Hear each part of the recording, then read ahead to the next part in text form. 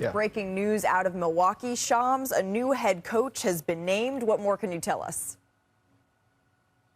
Malika, sources tell me and Ramona Shelburne that the Milwaukee Bucks are finalizing a deal to make Taylor Jenkins the franchise's new head coach. The sides have met multiple times. Last week, Bucks brass, their ownership group, met with Taylor Jenkins in Memphis, and then again this week in Milwaukee. This was an aggressive pursuit and recruitment of Taylor Jenkins to secure his commitment here weeks before the NBA draft combine. Taylor Jenkins is seen as the top commodity in the NBA coaching market. You think about his player development, the culture setting, the competitiveness that he drove in Memphis, the all-time winningest coach there in Grizzlies franchise history. He made 3 playoff berths across 6 years, and with or without Giannis Antetokounmpo on this roster, whatever style you want to play, Taylor Jenkins is seen as that type of coach. Whether you're trying to compete now, whether you're trying to build for the future, he's shown that he can really contend and play and drive competitiveness in any type of area of franchises in. Yeah, and he has familiarity with the organization. He was there back when I was there in 2018-19 as an assistant coach. But you mentioned the Giannis of all of this, the elephant in the room, Shams.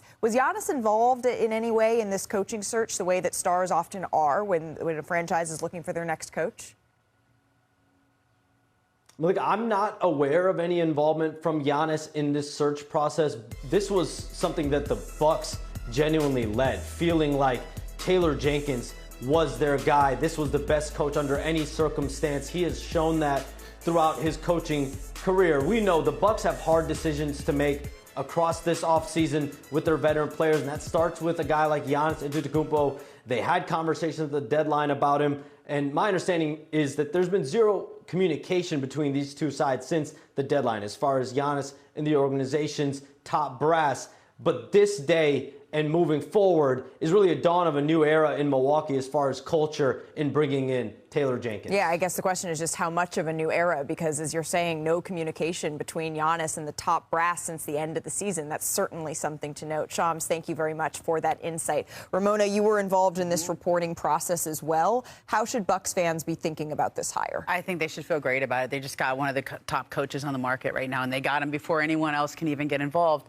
And I think with Taylor, you know, he was a great head coach in Memphis. They obviously kind of muddled things there in terms of all the assistant coaches they hired and the different directions they took, and then eventually they fired him sort of unceremoniously. Towards the end of last season, they didn't get to close it out, and he's been waiting for an opportunity. He could be choosy, and so he chose this opportunity, and I think this is a homecoming. He obviously has some experience with the Bucks. They know what they're getting. He's going to figure out what he's getting when they make a decision about what to do with Giannis Antetokounmpo, but they know this man, and they know what type of coach he is, and so I think that's why the Bucks fans should feel good about this, because he's a known commodity in Milwaukee. Absolutely. I think it's a smart hire because it kind of hedges your bet a little bit. It kind of, well, you have a coach that's been in the playoffs before, has taken a Memphis team to a second round. So if you want to, if Giannis is staying, then you're trying to retool around him to have a playoff team. If you're trying to tear it down a little bit and it's post Giannis, this is a team that Ja Morant, Jaren Jackson Jr., Desmond Bane, those are all 3 young players when Taylor was in Memphis. So if based on what direction you're going, I think he fits both models there. Yeah, he's able to be with a team that has a lot of experience and is trying to make a playoff push again, or a team that maybe is in a little bit of a more of a rebuilding direction. Taylor Jenkins, certainly congratulations to him, but he's going to be able to be a coach that can do both. All right, new hire in Milwaukee, but I want to revisit one of our top stories coming into the day, which was both SGA and J-Dub suffering injuries last night. Shea was able to complete the game. He had a little hand injury, but J-Dub, he exited the game in the third quarter with a left hamstring injury. You're going to see it right here. And he just checks out of the game pretty quickly after this. Our Tim McMahon was in Oklahoma City last night, and Tim joins us now. So what do we know, Tim, about the health of Oklahoma City's 2 stars here?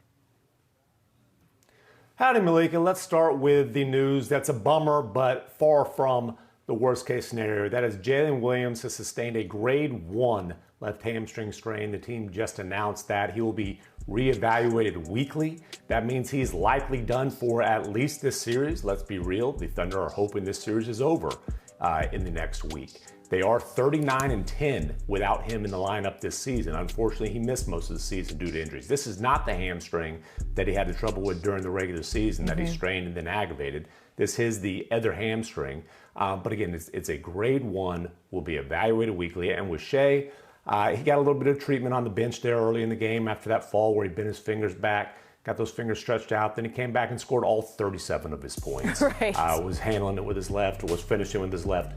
Shea's okay. Oh, for inquiring minds, May 2nd, for that weekly basis that J-Dub is going to be reevaluated on, May 2nd is when the second round could start. So just a date to keep an eye on here. All right, as I've been mentioning all show, one side, one story of this game, Tim, it was certainly the injuries. But the other story of this game, it was the officiating. Devin Booker, he went off in a way that I hadn't really heard on the officials. He called out referees by name. Now, it's not the first time that players have suggested, right, that Oklahoma City maybe gets the benefit of a good whistle. But can we expect any of this to carry over into Game 3? Listen, it's always a story when Oklahoma City's involved, and especially when Oklahoma City's on the winning side, which is quite frequently. Now, Devin Booker complained about officiating in general, but he was particularly perturbed about a technical foul that he received that, honestly, even people on the Thunder side said that was a little bit perplexing. I don't know why there was a technical foul called on that. He blew up. He has the right to be angry as long as and express himself as long as he's willing to pay the fine. Former Suns general manager James Jones now is the punisher for the league office, so he'll be the one assessing the fine, ironically. And then, you also had Dylan Brooks going off about Shea. He said he was a little frail, flailing, flopping, all those kind of things. The kind of complaints you hear about Shea often. I don't think Shea's 9 free throws is what decided this game. Yeah. Probably more the fact it's 56-11 in points off turnovers during the series is why OKC has the lead. But I will say Dylan Brooks is great at getting under the skin of his opponents, of agitating, and Shea is great at getting to the line and drawing fouls. Shea has been successful getting to the line this series. Dylan Brooks is going to have a hard time getting under Shea's skin. By the way, they're buddies. They play on Team Canada together. Right. And Shea's pretty unflappable. Honestly, he seemed pretty amused by Dylan's comments. Hey, you know what? I think you got to laugh at some point, right? Because SGA is hearing this type of feedback all the time. Tim McMahon, we appreciate the insight there. So those are the biggest stories coming out of the Oklahoma City Sun series. But the biggest story maybe in sports today is this year's NFL draft. It's in Pittsburgh, the Big Three. It's the plays of the night before. But today we have a special anniversary edition because on this date, April 23rd, there are some pretty impressive highlights we need to get to. First up, Paul Pierce. This is Game 3, Ramona, 2010. First round against the Miami Heat. The truth, he went to work. He scored 32 points. He nailed his 4th career game-winning buzzer beater on the road. And our guy, Kendrick Perkins, 12 points, or actually 12 rebounds. 2 blocks in this game. I know, you said 12 points. I didn't quite believe you. Yeah, I know. He said that his stats are like 8 and 7 every game. So next up, Steph Curry. This is Game 3, 2015. This is the baby-faced assassin. You can't get the first to go. You can't give that man 2 attempts. You can't give him the second one. He ties the game. He sends it to overtime. And then Golden State went on to win in overtime. And Curry, he hit 40 in this one. This is like their coming out party, right? Exactly. And then a dynasty was born. And, of course, we couldn't forget about Dame time, right? Game 5, 2019, first round versus the Thunder. He became the only player in NBA history with a game-winning buzzer beater and 50 in the same game. And after that game, that Thunder team changed awfully. Yeah, the Thunder changed a lot, and the internet did too, because that meme was bored. And speaking of Damian Lillard, the Blazers posted this on Wednesday. It's the all-star guard getting some shots up, and they captioned it with the little eyes emoji, and that sent the internet into a frenzy. But just for the record, the Blazers, they said they don't expect to get Dame back this season.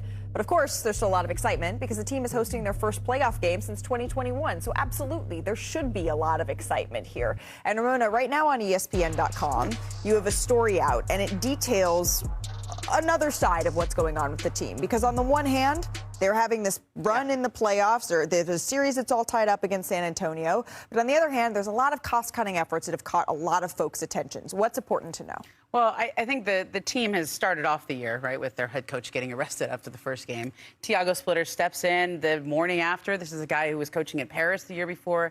It's not his staff. He doesn't really know the players, takes over the team on an interim basis. From what I understand, they did give him a raise at some point and did discuss a longer-term deal with him, but the numbers that they offered him were so far below a standard head coaching salary in the NBA, they sort of tabled discussions. And because of that, the new owner has had conversations with other coaches around the league, college, assistant coaches, and it's sort of been loud around the league the last few weeks. Yeah. to the point where it's a bit uncomfortable. Everybody kind of knows they're talking to coaches who could theoretically replace Thiago Splitter, who's just led the team back to the playoffs for the last 5 years. And when I was in San Antonio the other day, I asked him, how are you dealing with these rumors and stories, a lot of which has been reported in the local press there in Portland as well. And Thiago says, I'm just trying to be a professional and focus on what I can focus on. And absolutely, I think he is doing that to the best of his ability. But a lot of this, Bobby, is there's a new owner in town and some changes are being made. And you've seen this happen when a new owner comes in. What's that like for a team? I've had it 4 times, 4 different times. And I think the biggest thing is when an owner buys a team, the commissioner just doesn't give you like a manual and say, this is how you're supposed to run it. I think everybody is different here. And I think he's learning on the fly. Unfortunately, he's gotten a lot of bad press over some of these cost-cutting measures. I think when he opened up his press conference a few weeks ago, probably the thing he should have said was that Thiago Splitter is our coach, and we'll reevaluate this at the end of the season here, and instead of kind of leaving this in limbo. I will say this: he comes from an NHL background, certainly owning the Carolina Hurricanes. We had Lou Lamoriello in New Jersey, who came from an NHL background. Right. There is different philosophies as far as whether it be roster building, whether it be building out your front office here. And I do think this is still a learning curve for him. But I will say this, Thiago Splitter has done a terrific job. He should be their coach moving forward. But the spotlight should be on a team that's 1-1 in Portland for the first time in, I don't know, 4 or 5 years, and trying to take a commanding lead there. Instead, we have stories in the Oregonian, which has done a great job covering this. Of, there's not going to be T-shirts on the chairs there. That's normally everybody gives away free T-shirts. But there are treasure chests maybe that are around Portland. However, I mean, I heard they weren't doing as much comp tickets. Okay, these are the people who work for the team who usually get tickets. They're not getting them. There's the late checkout story that's been going around. Right. The two-way players didn't travel. I heard they weren't having advanced scouts to scout the Timberwolves and the Nuggets. That was also in the Oregonian. There's just a lot of these stories that are distracting from the first playoff. I will say this: we work in a world of salary cap, and you can only pay a certain player. But the one benefit when you have an owner who has, certainly if they have deep pockets, is the resources that they can provide to the team, whether it be staffing, whether it be advanced scouts, whether it be everything else, whether it be how you treat your players. How you treat your players is the most important thing, because that's going to be when you recruit that player or draft prospects that come in through your building. And I do want to be sensitive to what you just said, that instead of talking about what the Trailblazers Scoot Henderson at 31. And Scoot Henderson, we are sitting up here and talking about this drama that's swirling around the team. And so I do think, our commitment to Blazers fans is that tomorrow, as this game gets underway, certainly that is where we are going to be placing the microscope. But coming up on our show, the Thunder, they have a commanding 2-0 series lead over the Suns. But injuries, could that derail their quest to go back-to-back? Tim McMahon has more on SGA and J-Dub. Also, Shams has more on a new coach in Milwaukee.